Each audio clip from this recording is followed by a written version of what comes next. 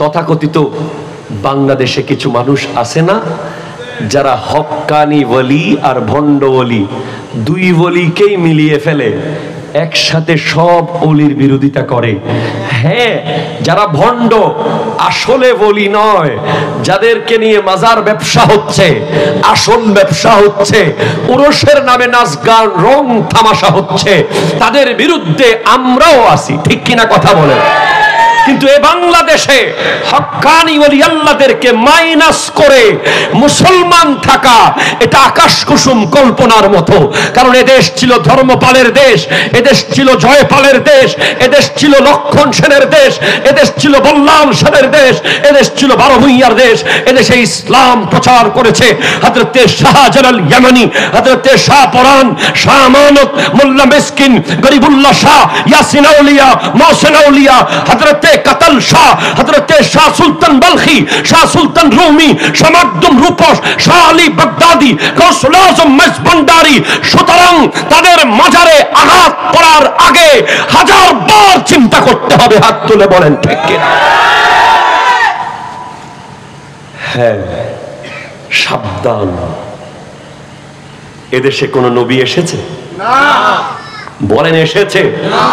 আজকে মসজিদ, মাদ্রাসা, ঈদ, মিলাদ, আপনি মুসলমান দাবি করছেন, কত রকম করে নামাজ পড়ছেন, এগুলো খাজা গরিব নওয়াজের দান। ঠিক কিনা কথা বলেন? এগুলো আল্লাহর ওলিরা দিয়েছেন। আল্লাহর ওলিরা কেউ আমাদেরকে গোলাগুলি শিখান নাই। ঠিক কিনা বলেন? কথা বলতেছেন না কেন? ঠিক কিনা বলেন? আল্লাহর ওলিরা আমাদেরকে আগুন দেওয়া শিখাইছেন? জবে করে দেওয়া শিখাইছেন? রক কেটে দেওয়া শিখাইছেন? না। খাজা গরিব নওয়াজ একজন ওলি প্রায় 1 কোটি মানুষকে মুসলমান বানিয়েছেন। একটা চোয়ার দেন নাই কাউকে, একটা চোয়ার। চেহারাকে রাগান্বিত করে কোনোদিন কারোর সাথে কথা বলেন নাই, চেহারা দেখিয়েছেন তো মুসলমান হয়ে গেছে, চেহারা দেখিয়েছেন তো ঈমান এনেছে। কেন রে ভাই? চেহারা দেখলে কেন ঈমান আনে? চেহারা এমন কি ছিল?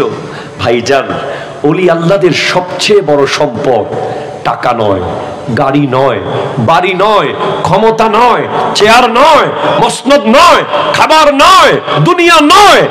তাদের সবচেয়ে বড় সম্পদের নাম হলো তাসাউফ। যারা সুফি, যারা কি? ওনারা কি বলেন? সুফি। কি বলেন তো?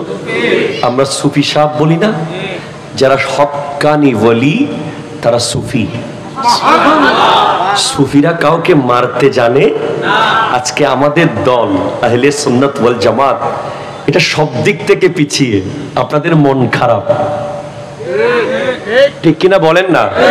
কারণ আমরা মারতে জানি না, আমরা লাঠি হাতে নিতে জানি না, আমরা ঘুষা মারতে জানি না, আমরা আগুন লাগাতে জানি না, আমরা দোকান ভাঙতে জানি না, আমরা গাড়ি ভাঙতে জানি না। আমাদেরকে কেউ 100 বছর যদি নির্যাতন করে, এর পরেও 101 বছরে যদি আমরা কোনোদিন পাওয়ার পাই, আমরা কাউকে ফুলের টোকাও দেব না।